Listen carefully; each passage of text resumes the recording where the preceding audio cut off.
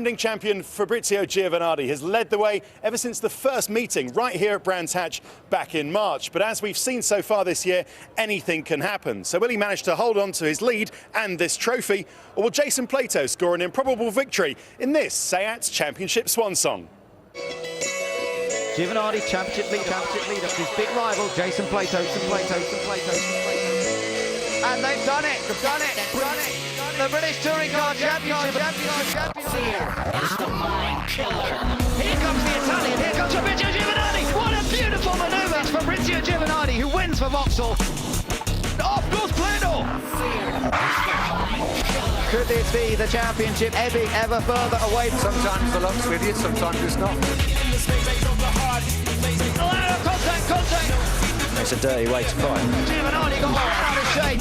Giovanardi's gone off, he's got a puncture. It's still a very long shot. Jason Plato wins. He needs Gio to have a non-finish, really. Fear is the mind. We've got to keep our fingers crossed that my Italian friend has a bad day. This could be crucial. Giovanardi's got in front. How did he do that? Plato now's got his work cut out with his big rival right ahead.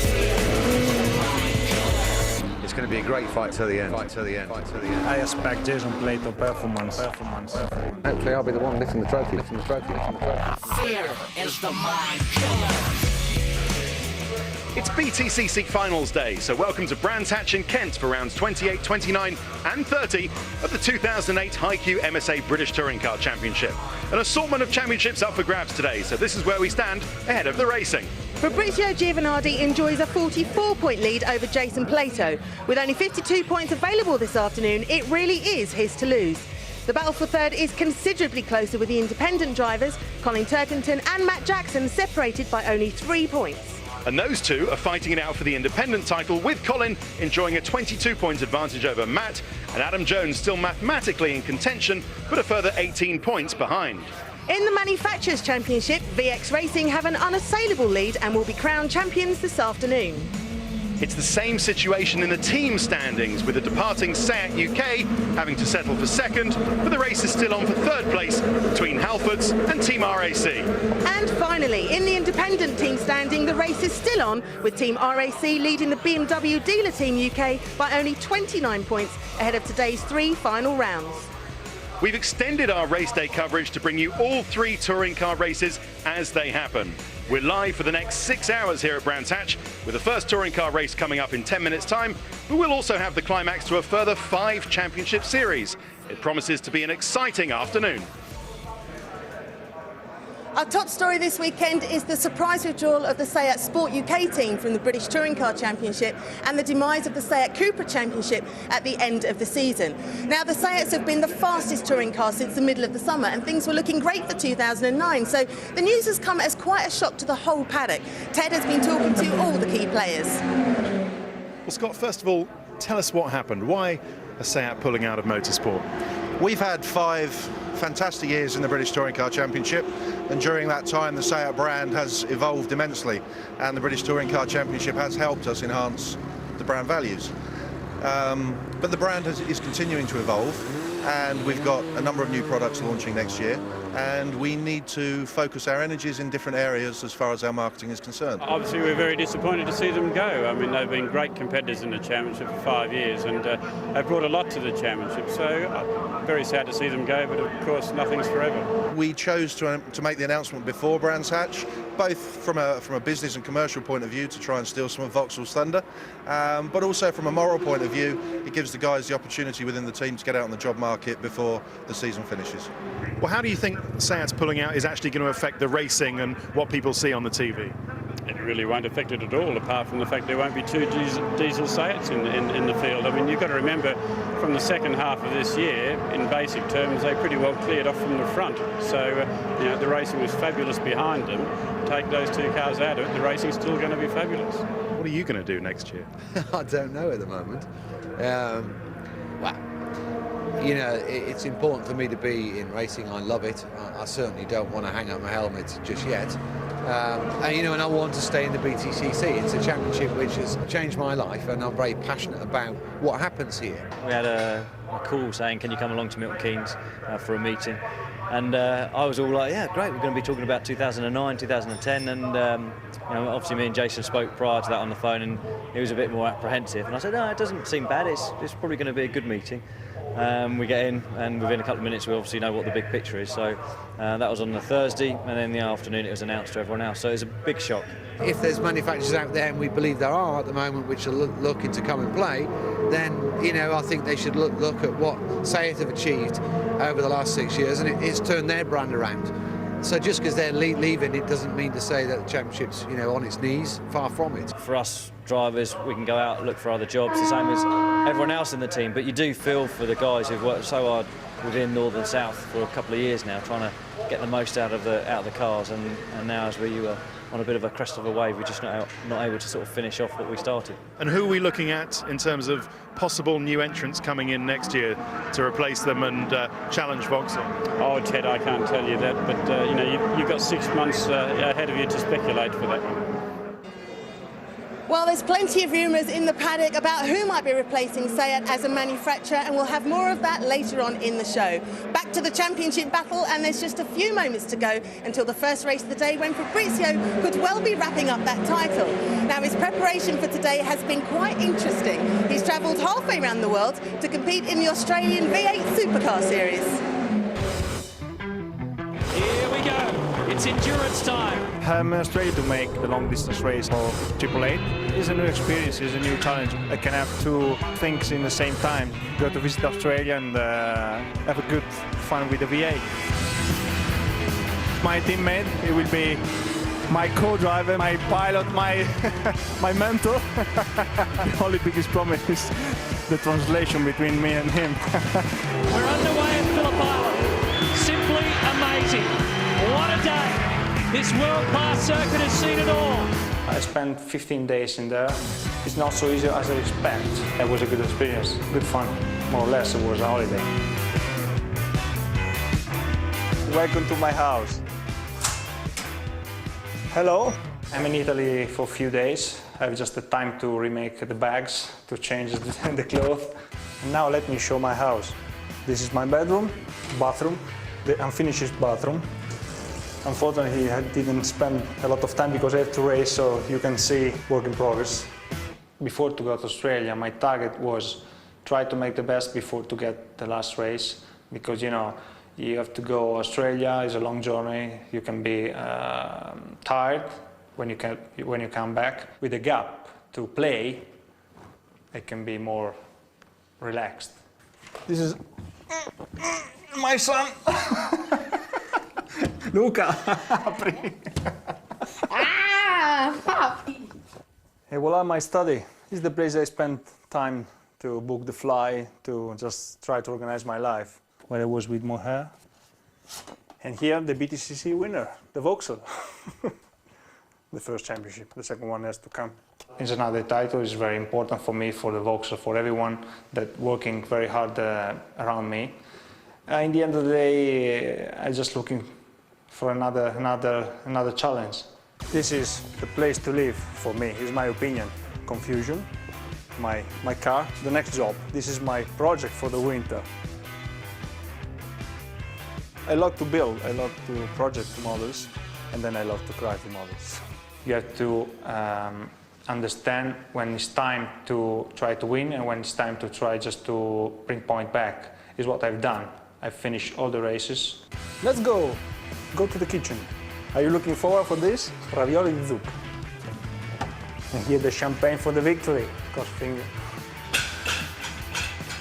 Vogliamo da mangiare, vogliamo da mangiare. La, la, la, la, la. This is Jason. I'm joking. He's a nice guy. I love Jason. I love Jason means is guys that keep yourself very, very under pressure, and to be under pressure is for me is the best. The swimming pool. He has to try to win all the 3 races, and I have to be really unlucky. He has not a lot of chance, but he will try to do that. I think he don't want to just make my life so easy. I think I will do it because I want it. Well, despite all the energy from that pasta, Fabrizio could only manage 11th on the grid for the first race of the day here at Brands. Right in front of him and 10th is Jason Plato, so that should be very interesting going down to the first corner. Leading the pack into the first corner is Stephen Jelly in the BMW, and he got his first ever British Touring Car pole position yesterday, having switched over from single-seaters at the beginning of the year. And Janie caught a word with him after qualifying. Well, Stephen, you've saved the best till last, and the funny thing is your team didn't even believe you did it. No, they didn't. No, I came in and they all thought there was a problem with the timing screen. So they all, it was all like, nobody looked happy, and I thought, just doing the best lap I've ever done, and no one's happy. But yeah, mega.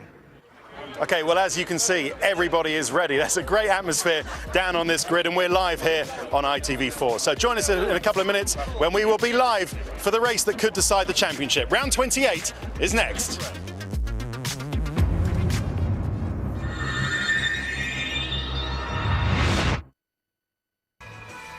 We're all ready to go for the first race of the day here at Brands Hatch. 44 points the difference. That means that if Jason Plato is 5th or lower in this race, Fabrizio Giovanardi is the British Touring Car champion. Time to join our commentators, Tim Harvey and first, Ben Edwards.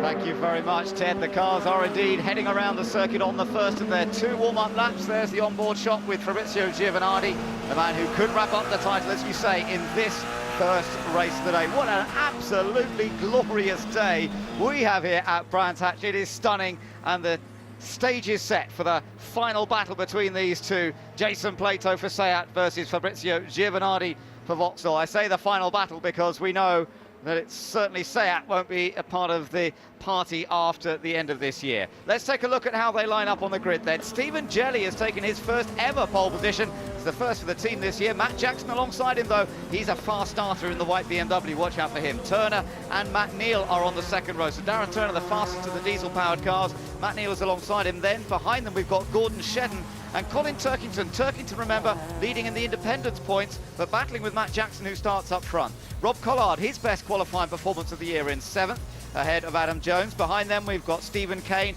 Then it's Jason Plato starting 10th. And right behind him, of course, is Giovanardi in 11th with his teammate Onslow Cole alongside. Then it's Tom Chilton and Andrew Jordan on row 7 of the grid. Row 8 sees Jason Hughes and Michael Doyle. On row number 9 behind them, we've got John George and Martin Bell. Then it's Alan Taylor and Mike Jordan, who had a broken part in the gearbox, so he didn't put in a time. Chris Stockton and Harry Volkart both failed to put in times in qualifying. And Erkut is at the back of the grid, and they've had to quickly go and get his sport hatchback. He was due to run in Ivan Muller's old championship-winning Astra Coupe, but unfortunately the engine blew in practice yesterday, and he's not been able to use that car. You're looking on board from Fabrizio Giovanardi at the moment as he gets ready to line up in 11th place. Tim, as I say, the stage is set. It's an absolutely perfect day for this championship decider. Well, they say it's hard enough to win 1 championship, but it's even harder to win 2 on the trot. And if anything, for me, Giovanardi has driven better this year than even he did last year. And I'm sure as he sits there, needing only 9 points, he is full of confidence. That's right. Plato needs Plato to finish 4th or lower in this for Giovanardi to take the title. Even if Plato were to win from where he is way back on the grid there, 10th place on the grid, then 4th place for Giovanardi would be enough. So it's looking good for the Italian, and we're all set for this first race of the day, round 28 of the British Touring Car Championship.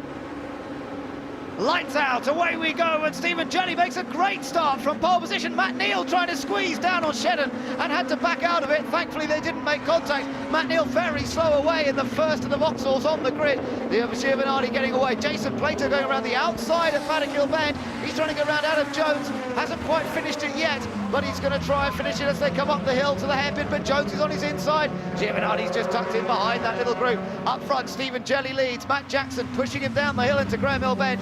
But Jason Plato is trying to pick his way through here and trying to find a way past cars without any damage being incurred. Behind him, in fact, it is Tom Onslow Cole and then Giovanardi. And then, no, it's Matt Neal, isn't it, back down there? And Giovanardi behind Adam Jones at the moment. A little bit of a lock-up. You can see Plato 2 cars ahead of Giovanardi at this stage, Tim. Well, Plato's got one thing on his mind, and that is a charge to the front. But this is very much a BMW circuit. There's 2 across the line at the front. There were 5 in the top 10 of qualifying. Matt Jackson's taken the lead. Matt Jackson takes it from Stephen Jelly. BMW's 1 and 2, but it's Matt Jackson in front.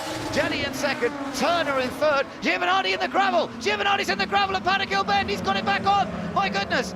He's scored points at every race this year, and suddenly he's off in the gravel. Jason Hughes and John George have made contact as well. Well, that'll be a safety car for sure, but Giovanardi needs to regroup. He was trying to pass Adam Jones, and of course, he's finished every single race so far this year. Chris Stockton got punted, and he was just behind Giovanardi at that point. Turner's come up. Stephen Jelly's lost 1. He's lost 2 places. Are we going to see the safety car? Yes, we are. And they're racing back to the line. They race to the line before they get picked up by the safety car, and it looks as though it's going to be Matt Jackson who leads as they cross the line from Turner in second, Gordon Shedden now third, Stephen Jelly fourth, Rob Collard in fifth, then Turkington in sixth ahead of Stephen Kane. Now Jason Plato is in 8th place. Where is Giovanardi? He's all the way down in 14th position. Well, that was potentially the disaster that could have ended Giovanardi's chances if he gets taken out in an accident that means he takes no further part in the meeting, and that's not impossible. Last year in the multiple accident triggered by Matt Jackson, the current leader of this race, Matt Neal, and took no further part in the race after that. So it could have been, but Giovanardi keeps his miraculous record going of still managing to get out of trouble. He's still on the track. Let's take a look at some of the replays here, Tim. This is the change of the lead as Stephen Jackson there. Matt Jackson just up behind Stephen Jelly. Yeah, that's going through clearways. That's going through clearways. And clearly at this stage, Matt Jackson's got his tyres up to temperature a lot quicker because he manages to pull out of clearways on the inside. And this was Giovanardi going off. Oh, he gets a slide. Well, we didn't see perhaps the start of it, but he and Adam Jones both running wide. Yeah, and there was Tom Chilton behind him. Did he get a tap from Tom Chilton? Yeah, it looks like somebody tapped him, didn't they? Yeah, I think it may have been he was up the inside of Adam Jones, and Adam Jones was closing the door on him. And that's what led to the spin. Maybe they both did ever so well to keep going. I'm not even, even Adam Jones keeps going as well. But in the background, John George and Jason Hughes tangled in the avoidance. So we had various cars all over the place. Now, as it stands at the moment, if they were to finish where they are right now, Giovanardi would have 261 points, Jason Plato would have 220, and that would be enough for Giovanardi to still take the title, because Plato's still got to get further up the order here in order to be able to try and keep this championship going into race 2 and race 3 at Brands Hatch. Ready for the restart, the safety car's coming in, so we're all set now for the race to get underway, and it's Matt Jackson, absolutely breathtaking once again from the youngster. Matt Jackson leading, Turner in second, Gordon Shedden in the Team Halfords car third, Stephen Jelly fourth, and then coming through is Rob Collard, Turkington down there. Now watch for Giovanardi. He's got to do something over the next few laps. He's okay at the moment, but he can't, of course, depend on that, because presumably Plato's going to pick up some more places here. Yeah, I'm sure Plato will. I mean, Matt Jackson is absolutely flying, and don't forget, he is very keen on trying to win this independence title. He's just slightly behind Turkington, so he's going about it in the best possible way. Problems for Jelly on that back straight. He slowed right down, and several cars all going past him. I don't know what happened to him there, but Stephen Jelly really slowing down, and the pole sitter in trouble. Oh, what a great shape. He wanted to end his season on a real high, and his pole position was quite fantastic, so what a shame for Stephen Jelly.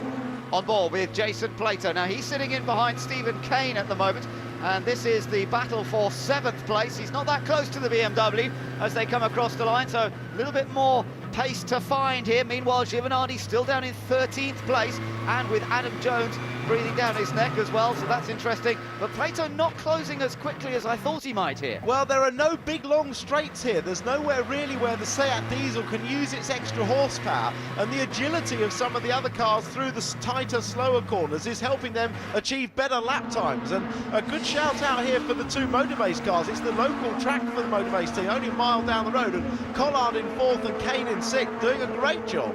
Indeed, so Jason Plato actually has got to watch out from Matt Neal right behind him, and another Vauxhall, of course. And we all know that Matt Neal and Jason Plato have had their incidents over the years, but Plato now is much closer to the back of Stephen Kane's car. He's tucked in behind the BMW. Look how close he is. You can see it as he tucks in there up towards Paddock Hill Bend. 130 miles an hour on the approach here, on the brakes, into that daunting right-hander, down the dip, bottoming out there, but again, the BMW very quick through Paddock Hill Bend, and Plato wasn't able to try and get alongside him on the approach to the hairpin. No, don't forget Plato is also carrying second maximum ballast, 36 kilos, so he's doing a good job here. He is being handicapped by that weight ballast.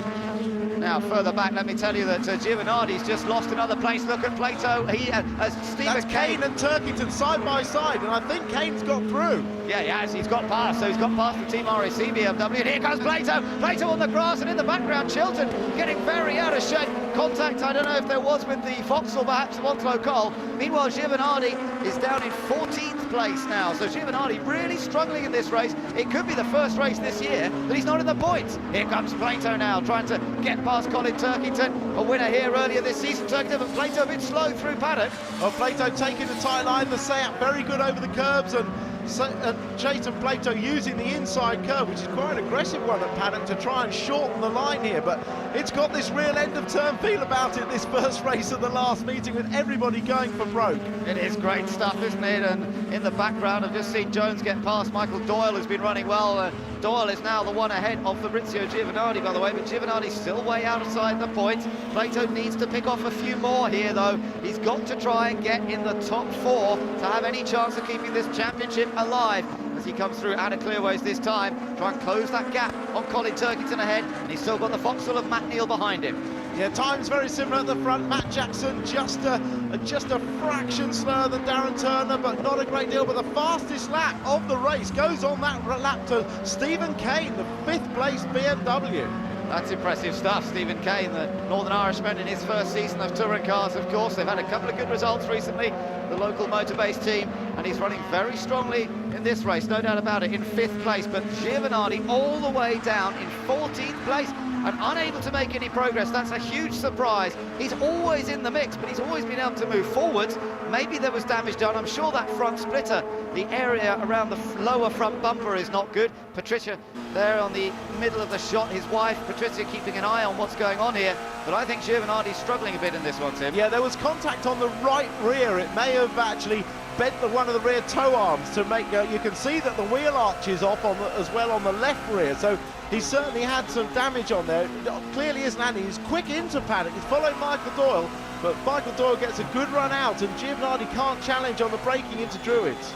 So just to remind you, it's still Matt Jackson leading this race. Darren Turner in the Seat is 2nd. Gordon Shedden is 3rd under pressure from Rob Collard, and then Stephen Kane. So we've got the 2 motor-based cars up there in the top 5, which is very, very impressive, as Michael Doyle ahead of Giovanardi runs over the curb on the exit. Giovanardi will be a little wary of that. Michael Doyle, a real young superstar in a way. He's run this family-run team. He's going to be passed, though, by Giovanardi, and he does a good job there, does Michael Doyle. He was going to fight, but he wasn't going to do anything silly. No, this is what Giovanardi's going to do now. He knows he's had a problem. He's just going to gradually try and pick up some places, maybe take advantage of a couple of incidents in front to get some points. That's the way Giovanardi races, and he'll be the coolest man here. His team, Vauxhall VX Racing, they'll be very stressed out, but I bet you one thing, inside that car, Gio is cool as anything. Yeah, he is so laid back about it all, but there's the nervousness in the camp. They wanted to get this one sorted in this race. It could still happen because Plato's not made quite enough progress. Just a quick note from the pits that Stephen Jelly's problem was it got stuck in 5th gear, and that's why he couldn't go any further. Poor Stephen. I hope we see more of him in this championship because he's just getting to grips with it, and I really hope we see some more of him. So race leader, the white BMW of Matt Jackson. In 2nd place, the Seat of Darren Turner. Look at this battle for 3rd now as Rob Collard goes on the attack, and he's down the inside of Gordon Shedden, and he's through. Good move there from Rob Collard. I tell you what, Stephen Kane's not far behind him. Shedden's trying to come back up the inside. Here's this good stuff from the Scot as well, and Stephen Kane right behind. Look at the sandwich as they come around the hairpin. Wonderful racing, but now Collard's got the inner line, and Kane's going to try and follow. No, he can't do it. So Collard does move up into 3rd, 4th now for Shedden, and 5th for Stephen Kane. Well, a great battle there, and a real peach of an overtake from Collard there. It's not easy to pass up the inside into Paddock because it's a blind approach and the car goes light on the inside. We just managed to get it done. Yeah, he's a bit wide turning into clearways, but actually he seemed to get away with it, and it's now Shedden under attack once again from Stephen Kane, and Kane now trying to line him up for Paddock Hill Bend, but I doubt if Gordon's going to see it happen twice. Is he going to leave the door open? No, he doesn't. Well, in fairness, I mean, Shedden didn't defend the inside, and it looked like Kane had a good run onto that straight, and didn't quite pull the move that. Oh, he's going, looking up the inside. There's a little bit of a push. That'll probably get the job done. Very nice indeed. These two motor-based cars, well, have they found this performance? Dave Bartram must be leaping up and down with excitement, because he loves to race and he loves to race well and nowhere else than Brands Hatch. A fantastic performance. And good stuff from Rob Collard. This is a potential podium finish for him, with his teammate right behind him. And Rob Collard, a winner here at Brands Hatch in the past in an MG. But let's see what he can do in the BMW. Now, Plato under attack here. This is for his 7th place from Matt Neal. And, of course, Vauxhall will try and put that Seat back a place, because it all helps Giovanardi. So Matt Neal here is going to go for it. You can bet on it. Yeah, and I don't need to remind you, there's no love lost, particularly between Jason Plato and Matt Neal from many previous skirmishes. So Matt Neal with nothing to lose. Matt Neal and Giovanardi come back, as you saw in the introduction, from Australia, racing the big V8 supercars down at Phillip Island. And Matt actually admitted to me yesterday finding it quite hard to readapt to the 2-litre class of racing. The car's so different. Yeah, it must be quite hard, and all the travelling as well, the time difference, but that's what they take on. We're on lap 14 out of 26 at the moment. The lap distance increased slightly by the safety car being out. Well, interesting little aside, on the travelling to Australia, Giovanardi travelled in business class and Matt Neal travelled in cabin class, so that says something about the pecking order, doesn't it? I don't know how he folded himself up into economy class, but never mind. This is the battle we're watching at the moment between Shedden and Turkington for 5th place, and and it's side-by-side stuff. Turkington has now got up the inside, and Shedden just seems to be going backwards here. What's happening here for Gordon Shedden? Well, it seems like the BMWs are able to hold their tyres together a little bit longer. It is very hot, don't forget, so the front-wheel drive cars may be suffering with their tyres a little bit more. Certainly a BMW circuit. Anyway, we've seen that all the way through, but yeah, that was a mistake by Shedden. We thought Chilton would be up there. He was ever so quick in the free practices, and then in qualifying he had one of the shock absorbers explode and he couldn't do a good time, but we thought if he can get up there, he could be one of the front-wheel drive cars to challenge the BMWs. Now these two guys are teammates. You've got Rob Collard running 3rd here, and then Stephen Kane right behind him. Now, how hard is Kane going to try to get past him, or will they be under some team orders here? Well, Dave Bartram said if they take each other off, he'll sit on them, and that's a threat that no one would want to see carried out. So they're very close. Stephen got past Shedden at that corner with a little rub, but he's looking down the inside now. And meanwhile, Jason Plato is trying to get past. And Collard's gone wide, and Kane is through on the back straight. Yeah. Collard ran wide out of Graham Hill Bend. Well, we saw the start of that, and Kane was just looking down, and whether he put enough pressure on the Collard to get through, I don't know, but they're very close behind Darren Turner in front, so Kane wants to keep his progress going.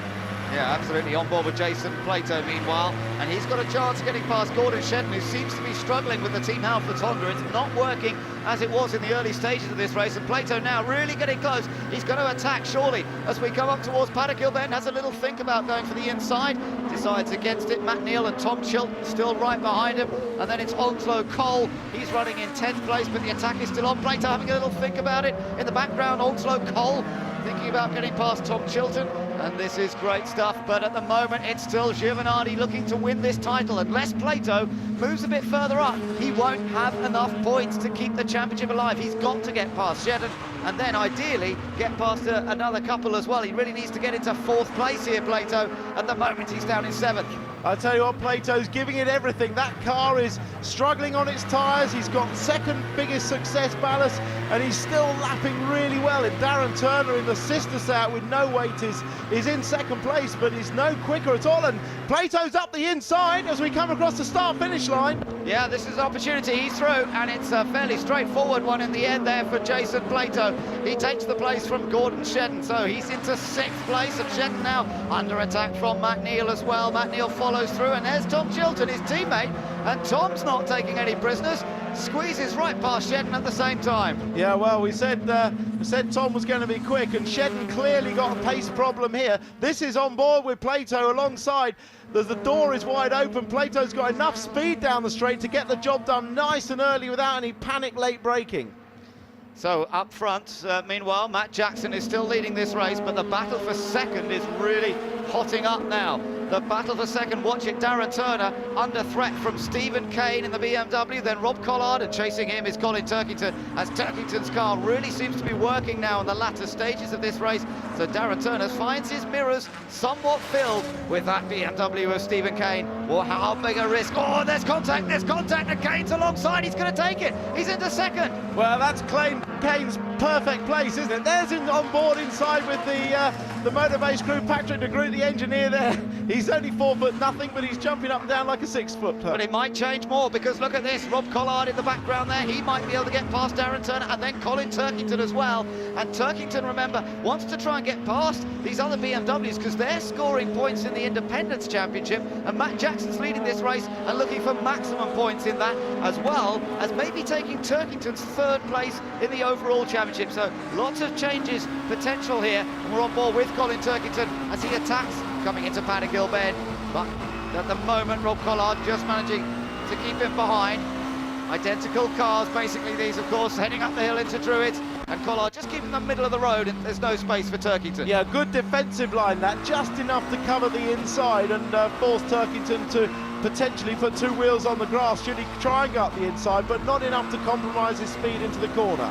BMWs are 1, 2, 4 and 5 in this race. This track really does seem to be suiting them. The only car that's up there and stopping them dominating is the Seat Diesel of Darren Turner. Oh, a little bit wide there from Collard. That's going to give Turkington an opportunity as they come on the straight here. Yeah, it looks like Rob Collard's got a little bit of an understeer problem. Can't get the car in tight, but this is Neil and Plato. Neil's still behind. He's got past Shedden as well and back on the rear of Plato. But Plato's in 6th, and 6th is not enough. Fastest lap in this race still belongs to Stephen Kane, so that's where the extra point is going. Plato's not going to get it, where it could have been crucial. They're not going to get fastest laps now with just a few laps in this race remaining, and Plato still defending busily from Matt Neal right behind. Remember, it's Matt Jackson still leading this race by some 3.3 seconds. Very, very impressive. On board with Plato, though, as Matt Neal breathes all over the rear bumper of that Seat Diesel. Remember, Jason took a diesel-powered first ever podium here at Brands Hatch earlier in the year. Oh, and he's good into clearways. Matt Neal always very dangerous into clearways. He has a tremendously good line, tight line in, but nothing he can quite do with it at the moment. No, but into clearways or Druids is going to be where Matt can attack. He certainly won't be able to attack into Paddock at the moment, and he's just looking for an opportunity. Look at him on the brakes there, really close up. Look, the car twitching around. Matt Neal getting a bit of oversteer. All the cars over that rumble strip on the exit and perilously close to the gravel trap. Giovanardi still in 14th place. He's still not been able to move up. In fact, he's been passed by Mike Jordan recently, who started at the back of the grid. Andrew Jordan's running in 10th place. Mike Jordan is now in 13th from the back of the grid. And there's the view in the Vauxhall camp, because they know he can still do it here, because Jason Plato has not made up as much ground as he needs to in order to keep this championship alive. So at the moment, it's still looking good for Giovanardi to take back-to-back titles. There we are on board. He's lost that place to Mike Jordan recently, but Mike running in 13th position. Behind Giovanardi, it's then Michael Doyle, but he's just a little bit behind. Well, not far behind. He's only a couple of car lengths behind. So he's still got to keep an eye on what's going on. Yeah, the team obviously will be on the radio to Giovanardi, just keeping him advised of Plato's progress. And he's clearly got a hobble car. Is that Turner's drop back? Turner's got a problem. Now that looks, I don't know what happened, it looks suspiciously like the engine problem they had before. Oh, contact between Matt Neal and Darren Turner down the hill. They just about get away with it. I thought that was going to end in tears. But as you say, Darren Turner, although now the car's working again. Yeah, that was a team tactic. He was clearly just dropping back to let Plato through for extra points and then having to fight back. Okay, and that nearly did end in tears. Yeah, that's right. But Turner's got himself back in front of Matt Neal. And what does that mean about Jason Plato? Well, it means he's now in 5th place, so he's behind all the BMWs that are leading this race. Scott Dennis keeping an eye on what's going on. Can their tactics help here? Maybe. There it was, Turner backing off. Yeah, he's backing off, waiting for Plato, and trying to desperately get back inside there and stop Neal getting through. It worked out quite well, because Neal then had to go around the outside, which is the longer, harder route. So that puts Plato into 5th place now. That's 6 points on offer. Now, that's not going to be enough unless maybe somebody else goes off ahead of him or something else happens in this race. So certainly Seat doing everything they can to try and keep this going.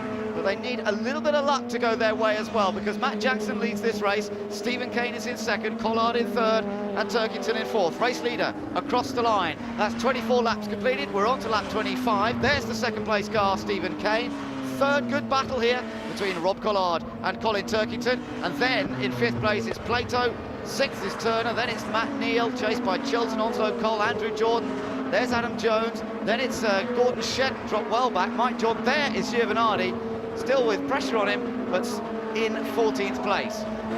Yeah, none of the BMWs are going to let Plato through, and there's a big gap from Colin Turkington to just over 2 seconds back to Plato. So, barring an incident in front, that's as far as Plato's going to get. That's right, and I don't think it's going to be enough. You're on board here with Colin Turkington through the left-hander at Surtees, up into Clearways. The final podium spot is what these guys are fighting over, so there's quite a bit at honour, and also important points for Turkington, because he's fourth in this race, whereas his big rival Matt Jackson is leading it, and Turkington really needs the points here. It's fairly desperate for him to try and get past Collard, and he might try it into paddock, but no, Collard defends it well. Well, this is what Plato wants to see. He'd love to see the two of them, of course, take each other off, and then that would change things for the championship. Certainly put it back on, and Neal has got past Turner. Yes, he has. Matt Neal has gained that place, so he's into 6th position now, ahead of Darren Turner. But we're on the final lap here, and it's running out of time for Sayat and for Jason Plato. This is the replay of Matt Neal and Darren Turner. There was a little light contact, and Matt Neal slipped through on the inside. Yeah, Matt Neal's favourite overtaking place. Here we go, though. Matt Jackson is coming out of Clearways for the final time. It's going to be victory for Matt Jackson, another win, back-to-back. He won the wet race at Silverstone. Second place goes to Stephen Kane. Watch them across the line now. It's Collard third. Fourth place goes to Colin Turkington. Fifth place goes to Jason Plato. It's not enough for Plato. Fabrizio Giovanardi is going to take the title, finishing in 14th place. 14th position for Giovanardi. First race he's not been in the points, but he's taken the title. Well, how ironic is that? The first race he's not in the points, and it's the race he wins the championship. But that's how championships are made. He's done a brilliant job all year. Congratulations to him and the VXR team. We'll see if we can get a word with him presently. I'm sure he'll be talking to the team at the moment. But Plato, I have to say, drove absolutely valiantly in that race. Yeah, great stuff. There's Plato. He's driven hard. He's done whatever he could. The team played it as best they could, but those non-finishes earlier in the season. Let's see if we can talk to Fabrizio. This is Ben in the commentary box. Many congratulations, Fabrizio. You are double champion. Well done. Thank you very much indeed. Tell us about that incident early in the race. What happened there, and how damaged was the car? I had the contact in the beginning, and I think some stone came in the radiator, and then I had engine trouble. Anyway, I couldn't do nothing, but it's important to win. Well, I'm sure you'll be going for it in the next race. Many congratulations. Thank you. Well, a great race, and it was always going to be hard for Plato, especially at this track that doesn't suit his car as well. The BMW is maximising their advantage, but a valiant attempt and a worthy runner-up and a gracious runner-up, Jason Plato. Yeah, absolutely. But I tell you what, the independence battle is certainly still on, and the battle for third place in the championship between Matt Jackson and Colin Turkington. But the overall title has gone the way of Fabrizio Giovanardi. And in this 50th anniversary year, you know, he's done it. He's got the back-to-back titles. Matt Neal did it a couple of years ago, but not that many drivers, Tim, have actually done the double. No, it's very hard to do, and especially in such a competitive environment. And celebrating 50 years of the BTCC here at Brands Hatch, where it was settled in the very first year between Tommy Sopworth and Jack Sears. No rerun necessary this year. Giovanardi is the champion. He is indeed, and for the 888 team and for all at Vauxhall, this is a special moment. They've worked so hard, and it's been reliability that has been so crucial to this success. Scoring points in every race, bar the one he won the championship, and isn't that ironic? It is hugely ironic, but it is a credit to VX Racing that they've built a solid, reliable and fast car that has finished every race at least, and a brilliant performance by the whole team. No, fantastic stuff for Giovanardi. The second title in a way, his 8th touring car title of his career. What a remarkable career this guy has had. Absolutely fantastic. And well, what can we say? Well, I want some of that pasta. That's winning pasta, isn't it? I don't know if I've got time before my Porsche race, but congratulations to him. Very many congratulations to Fabrizio Giovanardi, champion of 2008. Yes, Matt Jackson takes the victory in race 1 of BTCC Finals Day. But we have our answer. It's Fabrizio Giovanardi, champion of 2008, back-to-back champions for the Italian from Sassuolo near Modena, a famous racing city in Italy. And we will hear from him in a few moments' time. But really, this is Guy, who's had an incredible season, to be champion once again. Fabrizio Giovanardi, VX Racing. Here comes Fabrizio Giovanardi at the inside. What a beautiful manoeuvre. It's Fabrizio Giovanardi who wins for Vauxhall. That was absolutely stunning. The reigning champion Fabrizio Giovanardi is going to make it 2 out of 2 here. Absolute class. This man's a joy to watch. Giovanardi is going to take the victory here. You were on TV then. This is great stuff. Giovanardi's got in front. How did he do that? It's going to be Giovanardi who takes victory here at Silverstone.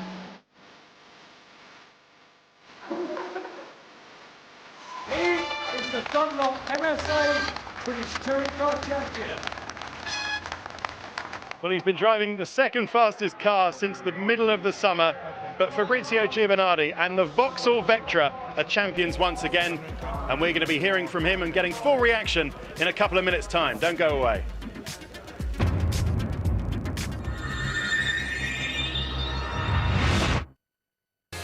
Welcome back to Brands Hatch. Fabrizio Giovanardi has done it. He is the 2008 HiQ MSA British Touring Car Champion for the second year in succession in the Vauxhall Vectra.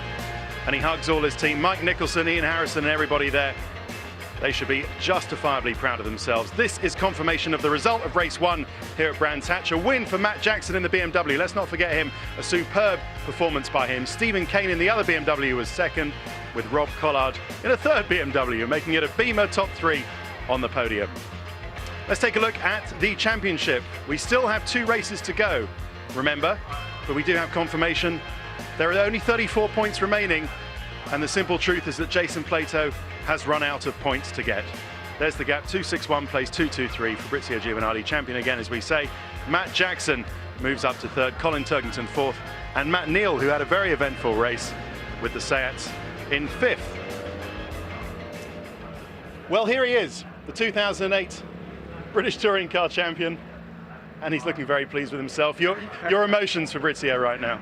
Yeah, obviously, we've done good effort all through the year, the Vauxhall, the team, and it was a great job. I think they give me a reliable car, so it's why we finished all the races. Not just today.